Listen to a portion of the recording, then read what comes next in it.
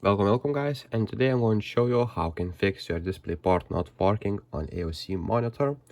So what you'll need to do is basically turn off your computer, what I'm not going to do now, but you can just shut down your computer, and after that go to your power outlet and unplug your monitor. Wait for 30 seconds, and after that plug back on and turn on your computer, and it should fix 100% your problem, because I had this problem.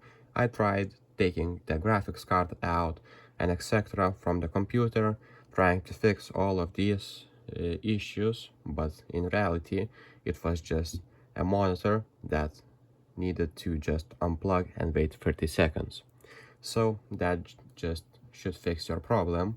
Or if that doesn't work, you can just go to NVIDIA control panel if you're using NVIDIA graphics card, and basically if you go to your right here, change the resolution, make sure it is on default 1920 by 1080, and refresh rate is on 144 Hz. And as you can see, the connector is on display port PC display.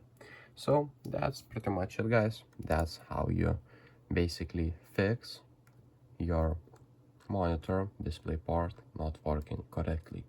So if this video was helpful, please make sure to subscribe to Guide to Everything, comment down below for the algorithm, and see you in the next one.